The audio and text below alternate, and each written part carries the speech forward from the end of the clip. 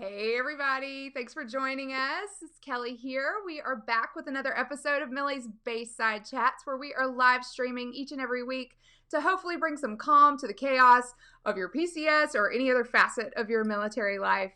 So I am just really excited to be joining you today and bringing on a really special guest. I hope you guys are excited and as excited as I am. We're going to be chatting with literally one of the busiest people I know, probably one of the smartest people I know. And I don't know if the two have anything to do with each other or maybe they contradict. I'm not sure. But we're going to be talking to Amy Bushatz today of military.com. So I want you guys to huddle up. Everybody gather around, throw your questions and comments in the thread below so that we can make sure to tackle all of your questions. The things I want to kind of hit on today are maybe what does PCS season look like next season? Because Amy's definitely in the know there. We're going to be talking about time management tips. So if you need help feeling like you need a handle on things, she's going to be the girl for you to talk you through all of those sorts of tips and help you get your life together. I'm talking about me. She's going to help me. And then we're also going to chat about Alaska because that's actually where she lives now. So also, before we get started, I want to let you guys know if you're watching this live or on the replay, I have a sweet little Easter egg for you. We have a brand new download that we did not put on the website yet. It's not on the website, but it is a 30-page resource, and it is our PCS Basics Toolkit. It's amazing, and you can get your hands on a copy today simply by typing the letters PCS in the comment thread below. That's it. That's all you got to do. It'll open up in your messenger. Sweet little download. Give it a read. Let us know what you think, and pass it along if you have friends that might need it. Okay, that's it. Let's bring on Amy. Hey, Amy. Hey, girl. Hey, how's it going? Oh, it's going so great now that I've got you. I was watching you on Facebook. I'm like, is she going to make it back in time? Yes, the eagle has landed, but not, okay, real life talk, everybody. When was the last time everybody traveled on an airplane for an extraordinarily long time with two children? Pros and cons. Are we ready? Pros.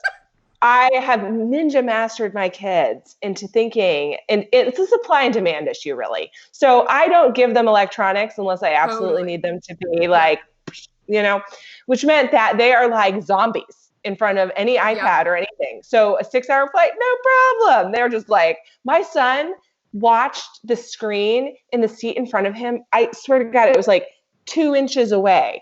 Okay.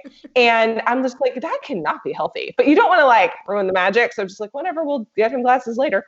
Cons. Okay. Pros next. The flight tracker was broken. So we live in Alaska, as you mentioned, and it's a 6-hour flight from Minneapolis, which can seem like your entire life. It's like I'm stuck in some space-time continuum where I'm never going to get out of here. So on the screen on your seat or whatever, right? There's this little, you have 1,000,000 hours left in your flight. Okay. Yesterday, for some reason, they had it set wrong, and it literally said we had 14 hours left. And so it actually helped because I was like, that's hilarious, but I don't actually know how many hours left. So I kept saying, oh, it's only 12 more hours, right? And then when we landed, I was like, score, it has not been 12 hours. So tricked myself. But final cons list, strongly in the cons list, barfing children. Yeah. My kid, I think it was the combination of Panda Express and flight turbulence. One of them barfed all over everything, which I was seated across from them. And so I smelled it. Wait, so you weren't even with them, monitoring the situation? You're no, my husband and children were there. God, so I'm on the other side of the aisle. So first I'm like, what is that smell? And then I'm like, oh my God, that's my kid barfing. So my husband's like, what do I do with, he's like, I don't know what to do. He keeps looking at the. No, because they just panic. What do you do? So I'm like, oh my God, get a bag. Yeah. So he's Huck is actively barfing, and Huck's Luke's trying to move him out. And I was like, no, just let him barf in the seat. Oh my gosh. And then kid number 2 threw up a half an hour later, and we're an hour outside Anchorage, and I'm looking at all these poor people on the plane oh my God, I'm so sorry. All right. So time management tip number 1 is not really about time management. It will save you time later though. Okay. Don't feed your kids Panda Express before getting on an airplane. Don't do that. Yeah. That's my top tip. Real life experience for everyone today. Oh dear God. It was probably the screen and the Panda Express. See, you set yourself up for failure. I know. Oh my gosh. We will save time by not having to deal with that. That's the tip. Yeah. and pack extra clothes.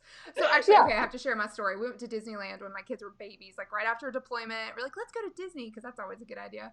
Like my littlest was like bitty baby, and I had a 2-year-old, and we paid for the club version, like, you know, the hotel where you get the club level. And so like, but there were all these women in there that worked there that just doted on my husband. Like they just were just so all over him and like wiping his face with napkins and bringing him waters and stuff. Like they just thought he was adorable.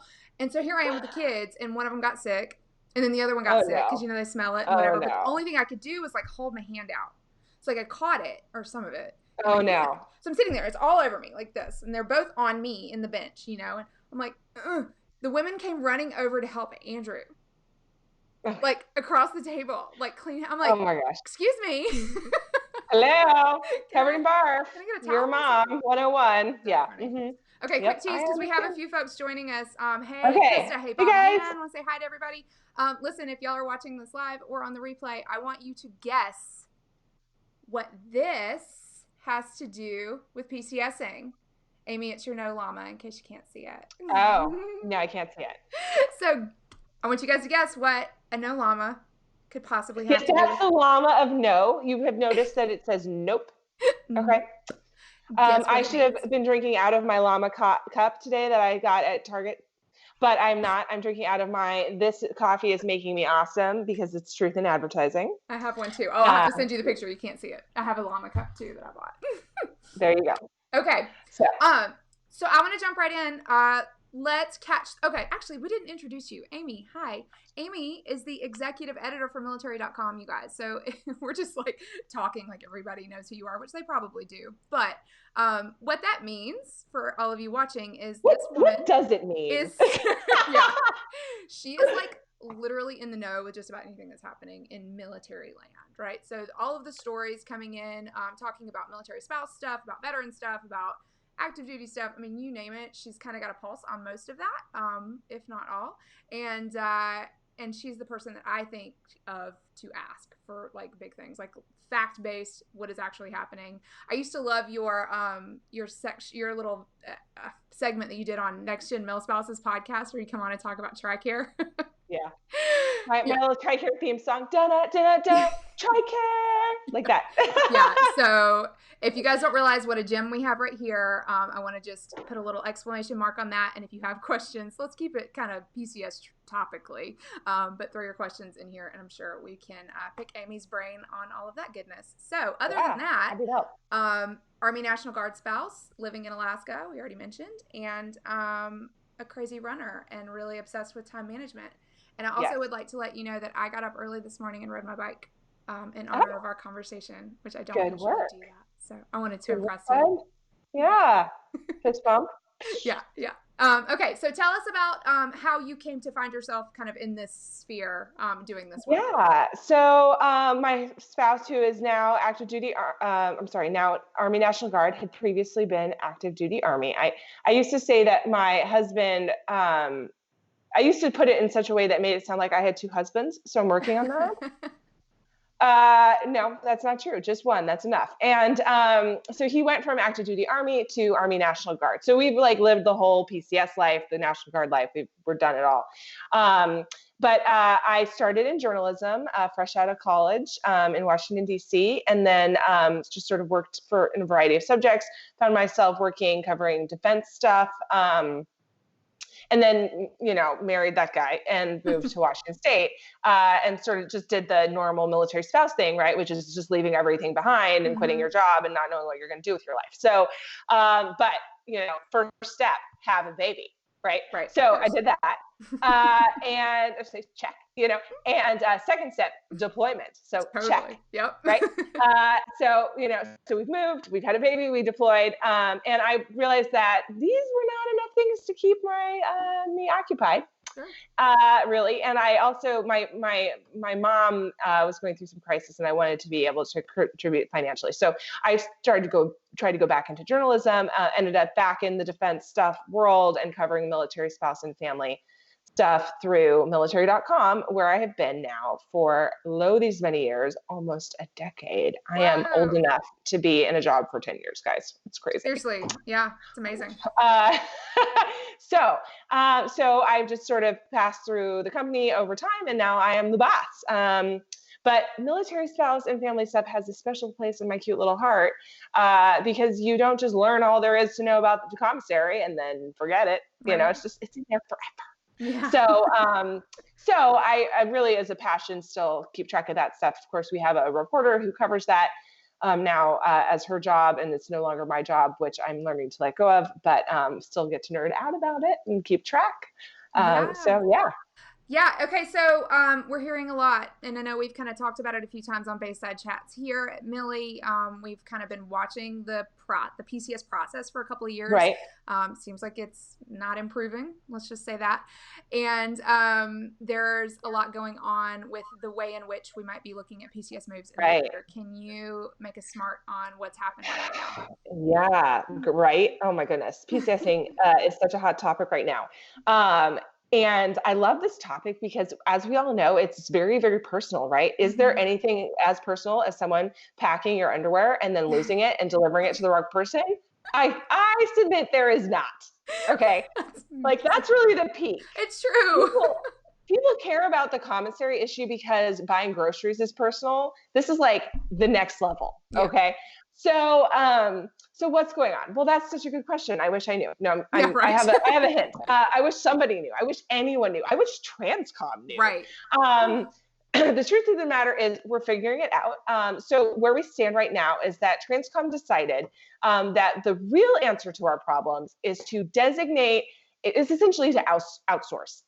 They don't like that term because it makes it sound like they're privatizing PCSing, but in a way they sort of are. Okay, yeah.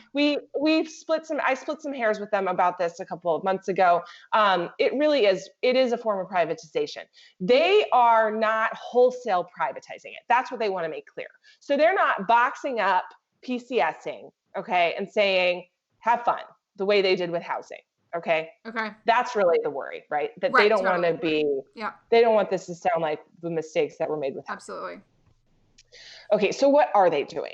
They are in the process of designating a single company who is in charge of PCSing. And that guy will be in charge of downline,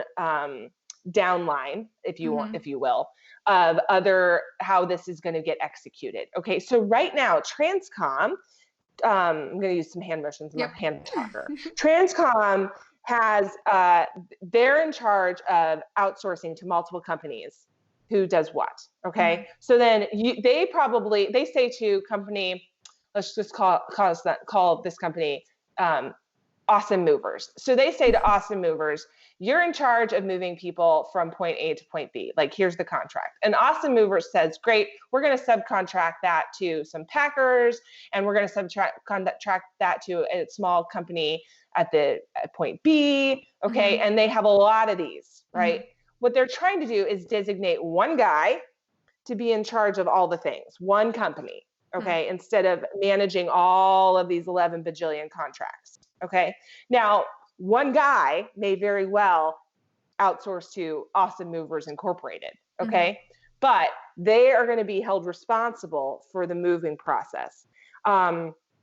This has not been done before in the moving process. It is a form of privatization.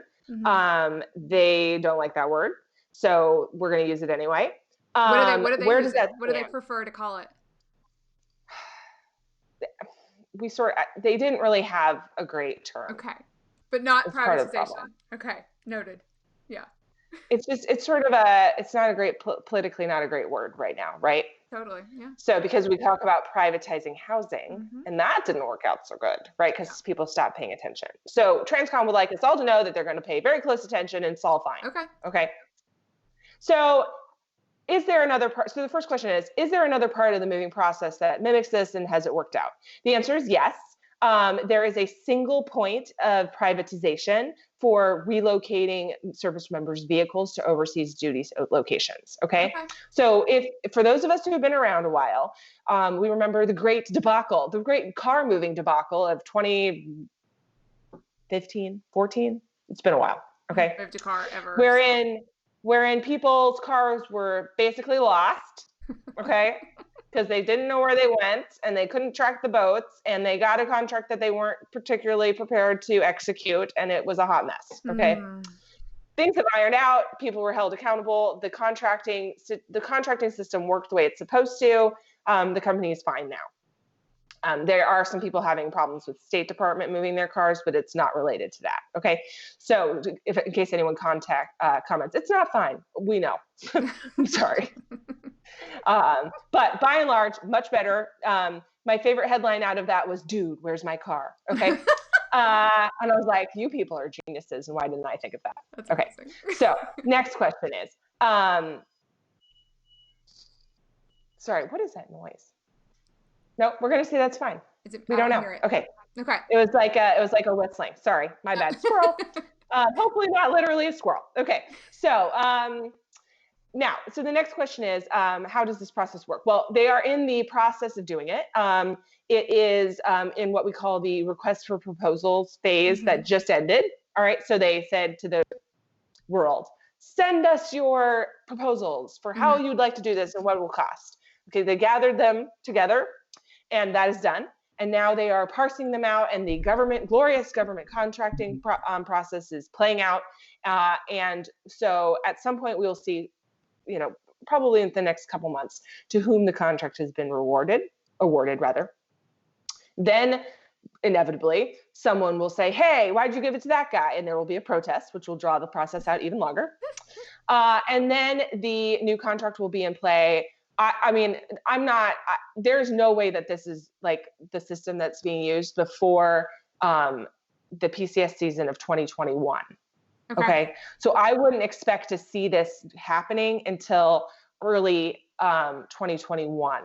Okay. At the earliest. Yeah. Okay.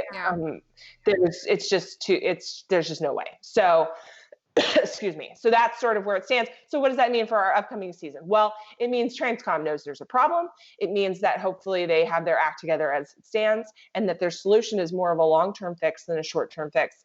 Stand by for lost underwear.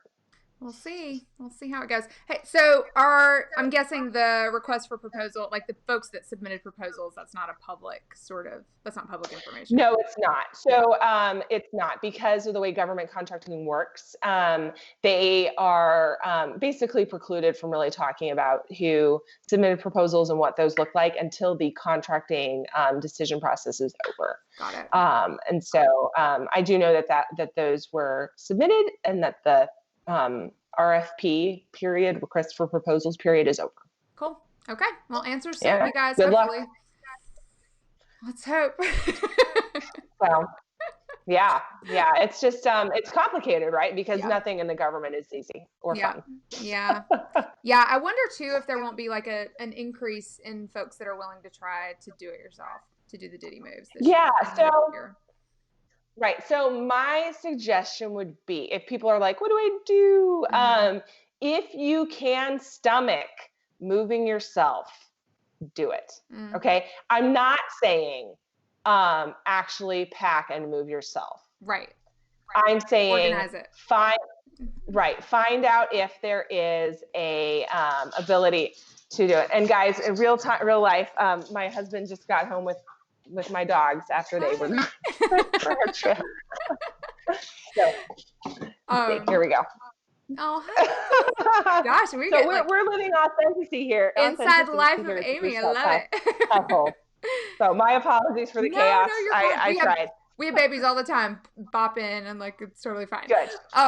Okay. Yeah. So our advice has kind of been too, like the more prepared you are and the more organized you are, the earlier you can get that transportation meeting scheduled to get your stuff scheduled and get higher up on that list that the transportation office has, the better situated you are. And my husband has always said this to me, and I always want to like, we'll get like the company and I'll go research the company and like, oh, they've got Better Business Bureau scores. Yeah, they all do. Like, whatever. So like the more you tinker with it. The truth of the matter is that people are more likely to complain than to give a good review. Totally. And so I think that just because somebody has bad reviews does not mean that they're bad. Right. but yeah, the way the contracting system works, like absolutely, if you can get early on the list, do it. Yeah. Now, if you can't get early on the list, I would, and especially if you're not moving very far, I would strongly suggest just looking into whether or not a do-it-yourself or personally procured move. By the way, you got it. Guys, for changing the acronym for no good reason. We all love Diddy. What's wrong with Diddy? What is wrong with you? Anyway. Yeah. Anyway. P.S. Okay. So so that's really my recommendation. But that being said, like I've moved many times. I understand the stress that's involved with that. I understand that there is just like you can only handle what you can handle. And that's why we have the military move system so that people don't have to do that crap. Right. You know, you've got a lot going on. It's usually really close time. Like you got to like compress timeline to get it done. You might not even know where you're going. Oh my goodness. Like, yeah, truthfully. Facts. So so if we wanted to shift to time management now, I know that's a great segue. How do we get it all done? What kind of tips do you have? Yeah. So, so we showed you the Nope llama earlier. Big fan of Mr. Llama. That llama. Here's the thing about that llama, guys. That is a cheerful llama. He's a festive llama. Okay. And that llama wants you to say no.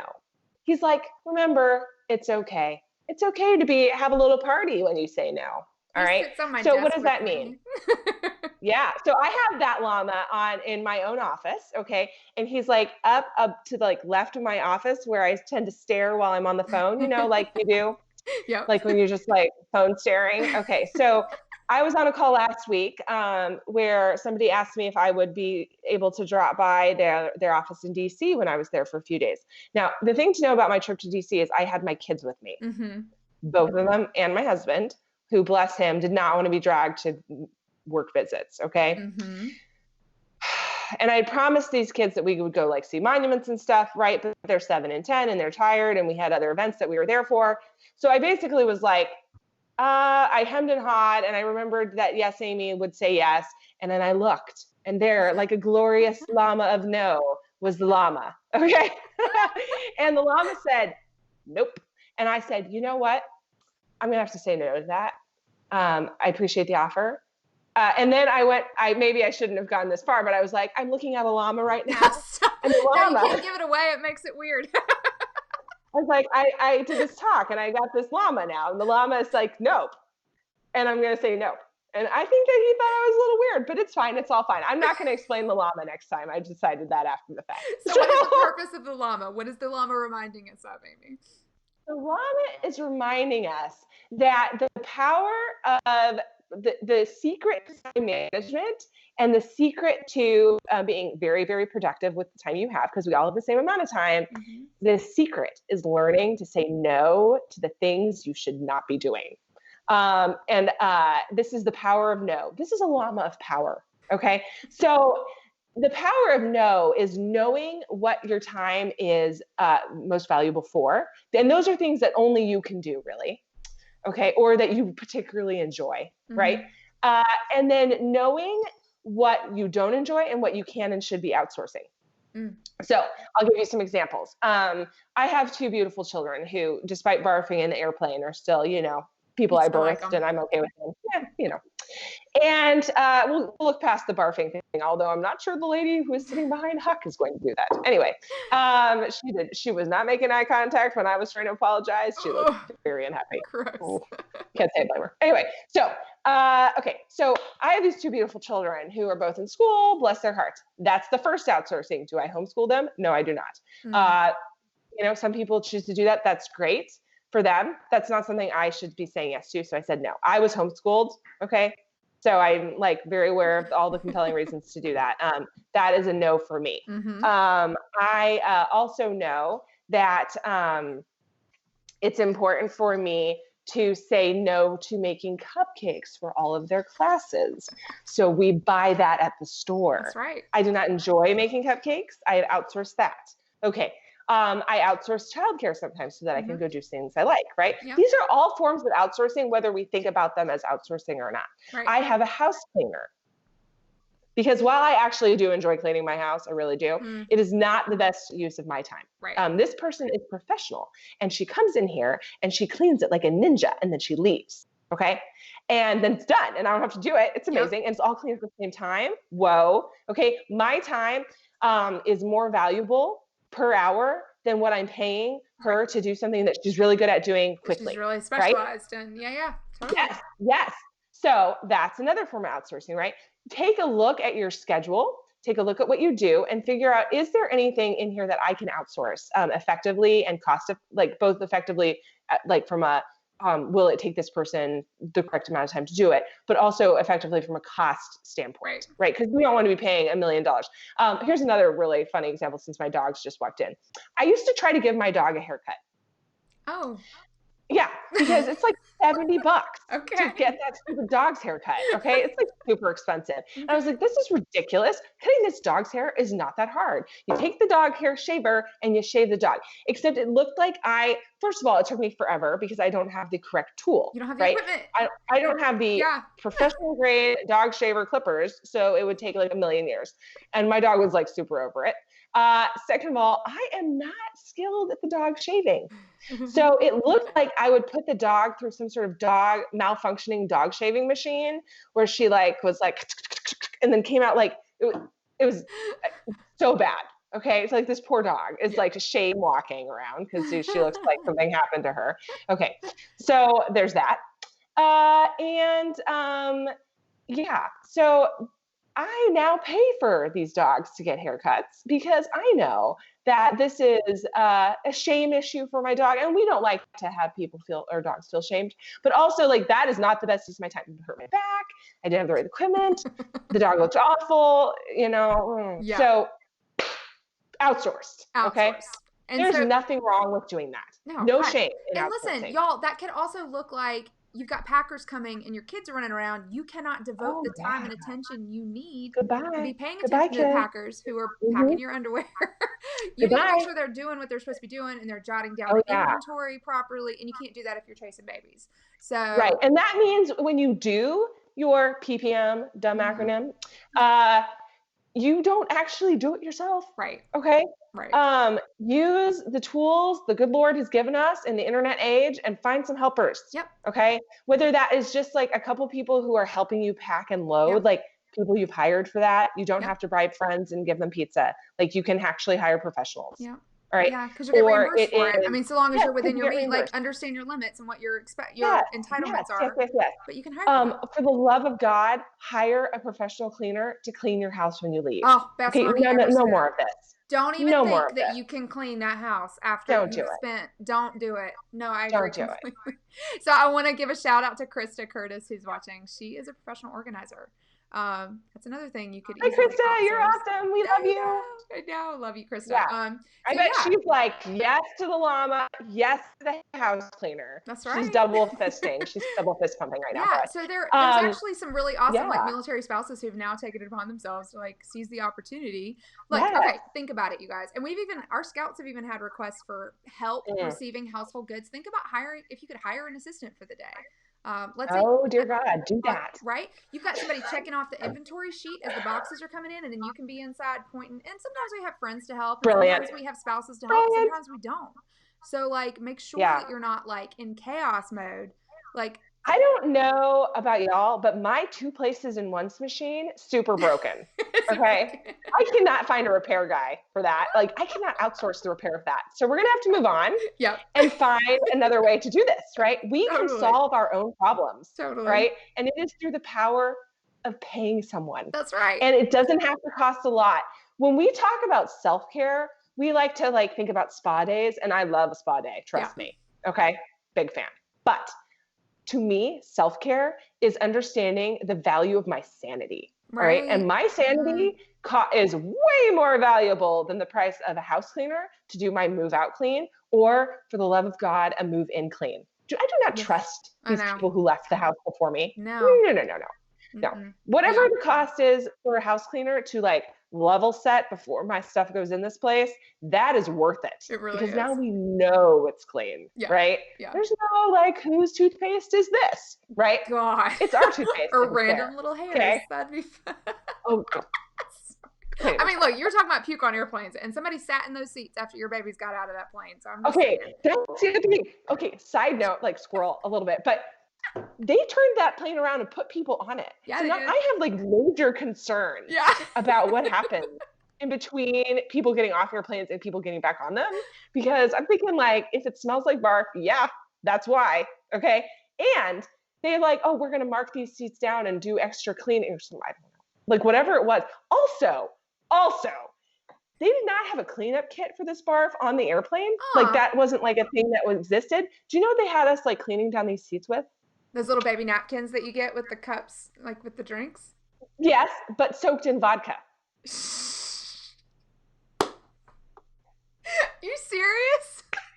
I am like legit, you guys. I'm gonna have to talk to my my stewardess friends, or whatever the proper word for that is. We're gonna have to talk to these people and find out if this is like standard operating procedure, because I need to know now. Those flight attendants were knocking back those vodkas, and they were like, "Oh, I got an idea." Like, come on.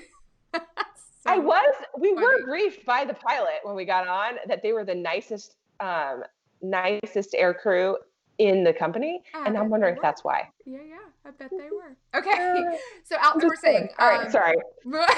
Yeah, they outsourced to vodka, for the record. Okay. So all I gotta say about that is just yikes. So real quick, Krista says self-care equals building a life you love equals do not do the stuff you really don't want to do. No, the llama says no to that. No, llama. So and don't guilt yourself, you guys. I mean, we're only capable of so much. So be really realistic with like evaluating what's important to you, what syncs with your values, like what makes you truly happy. Marie Kondo, what gives you joy. Hang on to those things, say yes to those things, and everything else, like. Yeah.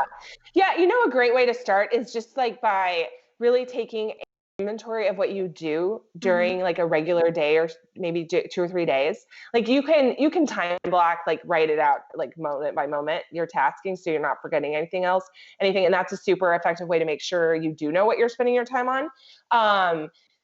But the way to find out if you're spending your time on something you shouldn't be doing or you don't love is just to take that inventory of your tasks, right? And then to say, like, to look at it and be like, what in this do I hate? What am I avoiding? Like, if you're avoiding doing something, that's a really good sign that it's not worth your time, or you shouldn't be doing it, or it's hateful, and maybe you can outsource it, right? So like I have been avoiding, let's think. Well, I had a problem this morning because I forgot to update our credit card information on a bunch of auto pay things, right? Full disclosure, guys, my internet this morning almost had to cancel on cute little Kelly here because my internet was down and I could not figure out why. And then I realized, it's because Amy did not pay her internet bill. Because my credit card was auto paying on that sucker. And when whatever bank had their breach again, and they sent us a new card again, I forgot to update that one thing. Okay. So is it possible to hire some sort of virtual assistant to keep this stuff on track for me? Yes, it is. So I'm going to do that. Is. And guess who make really great personal assistants? Military spouses. Just saying. Yeah. So, okay. So that's one example of me. There are things in my house that I hate cleaning, like the shower. I don't know why, but it is not rewarding for me as a human to do that. So my house cleaner. My tail is always the thing that I keep pushing, like the thing that I keep procrastinating or like pushing off. So mine is like I'll fold my laundry, but then I'll leave it sitting on my like window seat for a week and a half. No. I mean, I gotta do my laundry, but whatever. I can tell that that's one of my things that like if I could outsource that, or if it makes sense at some point to do that, then that's one of the things. So if there's something that you keep procrastinating on, like. Isn't there a Grey's Anatomy episode? Isn't there a Grey's Anatomy episode where she just keeps buying new underwear? I think there is. Sounds about right. I know people that have done that. I outsource my folding laundry to my dearly beloved husband. So when he's home, he is the king of the laundry folding and putting away. And this is an arrangement we've come to not through conversation, but through lack of someone else doing it. Yeah. So okay. No, but that's a good point though, because you can delegate and split up and divvy up the duties. And as long as you're having clear communication, and that's huge too with the PCSing. So like if your husband or your spouse is home, your service member's home, then you guys need to have a conversation before stuff starts happening. Who does what? You handle the overseeing the Packers, and then I'll take apart the garage or whatever, however you want to divvy it up. Make sure that you have really clear tasks that you're in charge of that are your responsibility to make sure. Absolutely. I got to tell you, it is a bummer, but my spouse is not a mind reader. Like, I keep thinking that maybe he just knows this stuff, but he does not. Well, they're supposed Because to. he cannot read Yeah. my mind. Yeah. So to what you said about communication, you're not wrong, right? And I don't think this is just a dude thing. I think for any of the people whose spouse is a woman, right? Mm-hmm. Same concept, not a mind reader, Totally. annoying but true. So it's really important for me to lay out like my expectations and then say like, here's what I see that needs to be done. Because I also think differently than he does, right? Mm-hmm. I see things he doesn't see, Yep. and it's not because he's stupid. It's just he doesn't see it, right? So by communicating, we go back, and that goes two ways, right? He sees things that I don't see, Right. Well, yeah. and Your so when we priorities are sit down and different. Like, delegate, mm-hmm. absolutely, yep. So. Yeah. So that's so important. You're so 100% correct. Oh. We also outsource to a marriage counselor. Listen, therapy, yes. To help us with these things, right? Mm-hmm. Yes, I have an appointment with my therapist today at 2. See? So, we gotta get.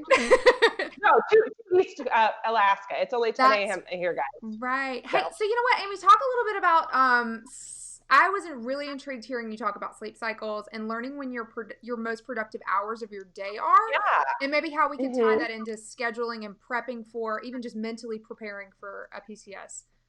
Yes, absolutely. So, first tasking is there's this great book by a guy named Daniel Pink. It's called When. So these lessons are something I gleaned from him. So recap is, and he gleaned them from other people, by the way. He's not a rocket scientist either. So recap is that our rhythm as humans is essentially divided into 3 productivity patterns. Okay, with secret option number 4 being you're asleep. Okay, so the first is it's your peak. It's when you are the best at doing whatever it is you're doing. Okay, so your brain is functioning great. It's when you feel like you're really keyed in. The next one is the trough. So that's when you go sort of down, dip in productivity. A lot of people experience that around lunchtime, right? So like your blood sugar's lower, you're tired. All right. The next one is recovery, when you're sort of back to being awesome, but not quite as awesome as you were during your best productivity time. So, when is this? Well, it depends on you. Okay, so there's no right or wrong answer to this. Our society puts a very high value on people who experience their most productive time in the morning. Okay, morning people. Yep. It's just who we are as a nation. Sorry, guys. Okay, but it's entirely possible that your peak productivity time is at night. You're a night owl. Okay, but actually, the preponderance of people are what we call third birds. Okay. And these are people whose real productivity time is sort of like 9 a.m. to 11 a.m. Okay. I am I'm not just a morning person. I am the morningest morning person you'll ever meet. You really are. Okay. I know it. It's annoying to other people. I know it is. Yeah. My real productivity time is at 5 a.m., bud. I'm like on fire. Okay. That's really early. Most people don't function that way. Amy, you do more by like 10 a.m. my time than I do like in a week. I just need you to know. But guess what? 10 a.m. So I'd say 9 or 10 a.m. in the morning where I am is when I'm like, really? Okay. Is that right now? And then I recover. Yeah, it's like right about now, right? But this is like a good way to, so we'll get that in a second. Okay. Then I recover and I'm doing better, until my body's like, oh, the day is over now, And at that end of daytime, so that's like 1 p.m. for me because I work an East Coast schedule. I then hit a second sort of trough, right? Where I'm like, So, and then I sort of recover, like if I take a break, I can recover after that again, So those would be hours that I do either very light work activity or something completely different, So what does that mean for how your productivity? It means that you should plan to do things that really take the bulk of your attention and the bulk of your brain power and really being keyed in during the time that you're best equipped to do them. Then you should do the things that take no brain power whatsoever during the time that is that real trough, right? And that could be something like take a nap for 20 minutes. Okay. You're going to say do FaceTime, right? Yeah. Or FaceTime with Kelly. Yeah. Okay. Or something that's going to re-energize you, right? Like this is really re-energizing me, right? So this is a great use of my time. I'm not like writing or doing math, God forbid. And then during your recovery, go back to the things that maybe take a little bit more brain power than you needed for in your trough. So Yeah. there are actually some really fascinating studies about this. One in particular showed that judges who make parole decisions between like 11 a.m. and 1 p.m. Are more likely to deny parole during that window than they are early in the morning, because they're like hungry and They're grumpy hangry. and tired. Yeah. Yeah. Yeah. So why are we scheduling team meetings with anyone at 11 a.m. ever? Right? Listen, my kids don't talk to me till after 10 a.m. Like on weekends and stuff, they know. Like, Yeah. mommy's not like, we're not, That's this right. is You're not. just not, you're not ready. Yes, I'm not ready. I A don't do. lot of investment you're not prepared for. And they Okay? know that. They know that. And that's, Yeah. you know, that's kids learning the hard way, maybe. Maybe a little bit. Sure. Okay. So for getting ready for PCS, well, that means like whatever your top productivity time is, that's when you should be doing things like talking to housing and high stress activities like logistically organizing your move, right? And hiring those people, beautiful people who you're going to outsource for too, right? And or whatever, right? And maybe mindlessly packing your stuff would be a great trough activity, right? One of the biggest changes I've made for myself recently is that I stopped going to the gym during my peak productivity hours. My struggle was that my friends go to this particular class at 4:45 in the morning, when that's when I want to go. I want to go hang out with them. Okay. That also happens to be the peak, like the beginning of my most productive time of day. And so I can go to the gym, something I should be doing during my trough when I can't do anything else, right? I could go to the gym then and see my friends, Amy, or I can get a lot done. It absolutely baffles me that there are that many people other than you that go to the gym at 4:45 in the morning. There's like 4 of them. I like them all. I'm sorry, that right? just took me way off guard. Like, wait, what? That's a thing? I didn't even know there were classes that early, let alone that people actually. Yes, there are. Okay. So, Wow. Okay. So Yeah, I but had that's a to great I point. had to make a decision, right? Like, so Yeah. I've started going to the gym in the afternoon. It's not my preference, but it's much better for my schedule. And maybe some days I still like give myself a little reward and go early and see everybody. But most days I really shouldn't. I literally should not be doing that with my time. It is a very poor use of my time. Yeah. So I stopped doing that. I'm still sort of sad because I miss my friends, but that was a decision I had to make for my own schedule. Yeah. That's super self-aware though. I like that because I mean you're treating your life almost like this with the same respect you would a business or anything else professional, because you've still got to manage your home, you've still got to manage your life. Oh, and isn't that what we're doing? I mean, whether you're a military spouse who is moving all the time, or you are orchestrating a full-time job around moving all the time, or whatever, right? Like our households, the way we run our households and our lives should be business-minded. Yeah. Okay, because your time is the most valuable thing that you have. You cannot make more of it. You cannot manufacture it. You can't, it does not grow on trees. And everyone has the same amount, right? Yeah. So if you can use yours better than the next guy, or if you can figure out how to just use yours the best way you can, you're going to be able to do more of the things that you actually enjoy.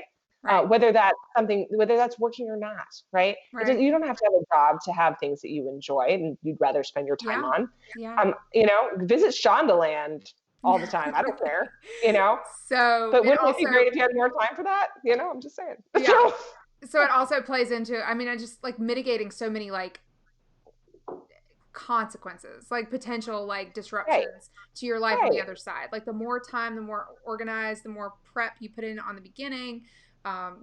Whether it's filling out your PCS binder or whether it's, actually evaluating what 100%. Time of day you should do whatever tasks. Like these are all really great ways to make sure that you're not facing something more difficult than you have to, because it's already going to be 100%. Hard enough. Like there's already going to be wrenches and Murphy shows up and I mean, something's going to go wrong, but you're going to be not stressed. And then if you think about some of the decisions that you're having to make during a PCS, like where to live and am I going to take this house or should I rent, or like you're making big decisions during these time periods. So the more clear your mind is from all the other stuff, the more you can focus on and dedicate to making. And just lowering your stress level by not doing things that you shouldn't be doing by doing the right thing at the right time. We spend a lot of time, by the way, talking about just as a society, talking about what we should be doing and very little time talking about when we should be doing it, which is really the point of that particular book. And so I really enjoyed that book. I have a lot of tips and tricks for figuring out when is your best time that we cannot possibly cover all right now. Right. But I found it very practical and easy to read. So strongly recommend. Fantastic. Okay. Well, I've dropped the link in the comments. You guys check it out. I will be adding it to my list. Maybe Santa Claus will bring it to me. Ooh, that Santa Claus. That he is Santa such Claus. a giver. Speaking of Santa Claus, tell us a little bit about Alaska. Like, if someone is watching and has orders to Joint Base Elmendorf-Richardson, that's where you guys are nearest. Yeah. Yes. Mm-hmm. What can they expect? What do they need to prepare for? Yeah. So we get, I see a lot of questions coming on the wife's page. Oh my gosh, I've never lived anywhere cold. What kind of tires do I need? All that stuff, right? Totally reasonable questions. Okay. So the first thing to know about Alaska is it's not like anywhere else. It is a much more wild place than almost anywhere else you'll ever be stationed. Even the big cities are still home to plenty of moose and bears. This is not something you should be afraid of. It's something you should embrace. So second thing to know, and I think this is really important, no matter what duty station you're in, but I think it's particularly important somewhere like Alaska. You don't have to love where you live, but you can choose to have a good attitude about it. And to live it to the fullest extent possible. Okay. So you don't have to be an outdoor person. I'm not going to make you one, but if you come here with the attitude of, I'm going to give it a try and do my best to enjoy it while I have it, whether it's something I want to do long-term or not, you will have a much easier time than you will if you come here and say, I hate hiking, I hate the outdoors, there isn't a big mall here, I don't know what to do with myself. I see that a lot. There isn't a big mall here, and people don't know what to do with themselves. So it's really about having a good attitude. I love that. But I think that's true anywhere, right? Absolutely. I didn't love Fort Campbell, but I found things to love about Fort Campbell. Absolutely. I think we all get into this like shock moment. Like you're probably kind of settled where you are. Like some people are like ready to flee and like get out, right? But usually by the time you're there, you've found something to love about it, and then you're having to move. So you're having in this moment of, oh, I'm not going to like it. That's a huge part of what we do day in and day out with Millie and all the resources that we provide is to make sure that like, okay, well, you're not changing your orders. So like, let's go ahead and get over that. Like, and let's figure out what is the good. What are you going to enjoy there? So we try to seek out little nuggets and little gems for everyone, no matter what their preferences are. Yeah, absolutely. So Alaska is all about like using Alaska the way that you want to really enjoy it and make the most of it is about having the correct equipment. So it is a little bit of an investment. You're going to want to have a warm pair of boots that you can wear outside in the snow. That will not be a pair of Uggs. I'm sorry. No. Okay. Because those are so slippery. I did try to wear mine here after moving from Tennessee, and I was like, that is like, these are really sort of like a pre-ice shoe. Anyway. Those are California cold. Like, that's not like cold. They're warm. I wear them in my house. Anyway. They're house shoes. Okay. So you're going to want to have a good pair of boots to wear in the snow so that you can really go out and play. You're going to want to have a pair of snow pants. You're going to want to have a jacket and a really good, nice, warm coat. It does not get here as cold here as it does in Fairbanks. So don't worry about like regular -30. That doesn't happen. It does get quite chilly. So you're going to want gloves, hat, mittens. I like mittens, warm jacket, snow pants, warm shoes. And, and this applies to the whole family. I thought, okay, we have a jacket. Do we really need 15? I mean, should one just be enough? And the answer is yes, you need 15. I'm sorry. So for your kids, probably not, right? But you're going to want everyone to have rain jackets. You're going to want everyone to have something that you would play in the snow in. And you yourself are going to want something that's maybe insulated, like one of those puffer jackets. To have, and layering is key. There's a reason we have the stereotype of people wear a lot of fleece vests. They work. Okay. You're going to want one of them, right? Embrace it. Go hog wild, go all in. Okay. Yep. If you're looking at a PCS up here that you're going to be doing next summer, after the winter, like January is a great time to go online to Land's End and buy your kids last season's winter jacket and snow pants. They go on clearance, do it, stockpile, go for it. Great. Okay. Yep. Same thing with you, right? Buy your stuff at the end of the season so that you don't have to be doing that when you get here. Alaska is a little bit frustrating because we don't have a lot of stores. We just don't. So if you're a mall person and you're used to having a lot of options to shop, we just don't have that here because it's so expensive for companies to ship stuff up. So there is very limited. I do a lot of shopping online. We do have Target. We do have Old Navy and Kohl's, but that's real. I mean, and there's a Burlington coat factory and a Nordstrom rack, but that's really the end of the line in terms of like the stuff you're used to in the lower 48. We have a store called Fred Meyer. It's like a Kohl's and it's a department store. And so they have groceries and they have clothes there as well, but that's not probably something you're used to wherever you are. So that's sort of that on that front. And of course we have the PX if that's your thing, but can you see my face? So, what about Amazon?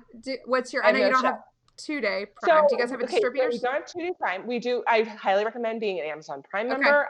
We do receive things in 7 to 10 days. You'll be disappointed to learn that most things don't ship here. Like large items don't ship here. Liquids, they won't ship.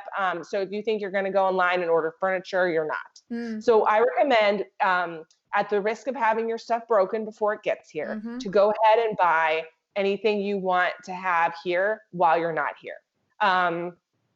I would say if you think that you need to change out your couch or any like large furniture purchases, I would actually make before you move here. They're going to be slightly more expensive here and they're going to be harder to come by. Really, a Costco is where we buy all of our furniture because that's where that has it, in Fred Meyer.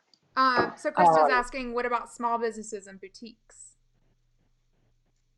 Yes, we have a lot of local small businesses. We have more small businesses here than I personally used in the lower 48. I don't know if that's just because that's what's available. So I'm more more aware of them, although I've always been a fan of shopping small. But I just didn't see as many or something. I don't know. So, but there's a lot of opportunity for that too, because the big box stuff isn't here to push people out. So we do have a lot of small kind of stuff going on, which is great. So please use that if you come up, support our local businesses. But at the end of the day, if you want a specific item, you need to plan ahead a little bit because ordering on Amazon takes a week to get stuff up here. Yeah, if somebody told me about Amazon Prime Now, and I was like, okay, but we don't have that. We have, I think DoorDash just started here. There's some Uber option in Anchorage proper, but that's not really, those things are not common here. So it's just something that we don't even think to use because we don't have it. That's when you get like a custom really going up there. Yeah. So people ask, so how do you deal with the dark? How do you deal with the dark? Well, it is dark. How I deal with that is it's not dark 24 hours a day. It's light right now, right? We're almost we're about a month out from the darkest time of year. We'll lose about 5 minutes a day until then. At that point in time, the sun will rise probably around 10, and it sets around 4. Okay. And then it gets lighter incrementally until the summertime when it is light all the time. So 2 things. One, in the summertime, if you really need a dark room, you're going to want blackout curtains to really make that room dark. Okay. We don't have air conditioning in most homes here. So those dark curtains will also help block the sun and keep your home cool if it gets real warm here for some reason. In the wintertime, how do you handle the dark? Well, we go outside every single day. And we go out when it's light out during the wintertime just to get that good light. I also take a vitamin D supplement. That's pretty much a common recommendation for people in Alaska. Take a vitamin D supplement. It does help. People like happy lights. I myself will go tanning now and then in the wintertime. Really? I know not doctor recommended, but it makes me feel better. I don't do it more than once a week. And I don't do it for more than 10 minutes at a time. So I am categorically not getting a tan. Right. That's not why you're there. It is really warm there. No, I remember going when I was like a teenager, and it's like really calming. Yeah. I don't know. We're not endorsing So it's very calming and it makes you feel good. Okay. So I'm not a doctor and I'm not going to I'm sure people are like, no, don't recommend that. But we're about to get some emails. You and me both, sister. Sorry, guys. I'm sorry. I'm being authentic. I'm being my authentic self. Like I will go in the deepest, darkest part of winter, 8-10 minutes at a time, once a week, no more than. Okay. A lot of people also leave in the wintertime and go somewhere else for a week. So this January, my family and I are going to Florida for a cruise vacation. I love it. Because right here. So, and that's like a very normal thing to do. Okay. People really who've lived here a long time do that. They leave for a week in January. Very normal. So that's really my recommendation. But more than anything else, be committed to enjoying Alaska. And that is going to mean that you're going to buy some new gear to be able to do that. And it's going to mean that you're going to do stuff outside your comfort zone. You're going to go skiing when it's cold. You're going to learn to ski, and you never thought you'd do that. Same here, bud. You're going to go hiking a lot in the summertime. You're going to take your kids and you're going to be like, why the crap am I hiking this with my kids? And they're whining and it's not that fun. And then you'll be glad you did it later. And they'll remember it for the rest of their lives. It'll be great. Yeah. And for bear and moose and stuff, you're going to learn how to be safe, and you're going to take a class. REI offers them, Base offers them. Okay. It can be taught. You will not get eaten. Very few people get eaten. It's going to be fine. Okay. Like very few people get eaten. I love it. Okay. Don't just trust me. Like somebody asked me while I was traveling this last week, are you worried about grizzly bears when you go running? And I was like, I don't even have time to answer this. So I was just like, no, not worried about it. He was like at the Air and Space Museum in DC. He was one of the little docents. And he's like, aren't you worried about getting eaten by a grizzly bear? And I was like, not really. Because I'm legitimately not. Right? That has never happened. But do you see them when you're running? Like, do you ever? No. Okay. Yeah. No. People will encounter like a black bear, which are smaller. In Anchorage in particular, black bears love your trash, right? Oh, yeah. So they're all over base. Okay, bear are very common on base. They have rules on base about keeping your trash can in your garage, all this stuff. Okay. Because bears like your trash. Well, so you just need to, we call it being bear aware, right? Okay. Know what to do, know how to react. But you know what? Honest to God, they have black bears on Fort Lewis too. You hear people complaining about that. So just saying. Oh man. Okay, Amy, I don't want to take up any more of your time. I have almost your precious 24 hours. I've taken a whole one of. Oh my goodness, it's okay because this was on my schedule and this is my priority. I love you. And the llama, I asked the llama about this and he said yes. He changed his little tune. Good, cool. Llama said yes. I'm glad I'm in good with the llama. Okay, well, thank you so much. I really appreciate your time. Yeah, anytime, guys. For hanging out. And if you get any updates, let us know. Maybe we'll have you back on. Yeah, for sure. Yeah. Oh yeah, we definitely have to do this again. We will talk TransComm. We could talk changing your TRICARE stuff when you move. Oh, so much fun. We had an EFMP chat last week, so that's another one you guys can look at. There you go. There you go. Amy's brain about as well. Okay, thank you so much, Amy. Yeah. All right. Happy to do it. See ya. Thanks, Belle. All right, everybody, that'll do it for today. I hope you learned something new about Alaska, about time management, and about how the military is about to be handling our moves. I thought it was a really interesting conversation and look forward to joining you again next week with a brand new guest and a brand new topic. Okay, take care, everybody.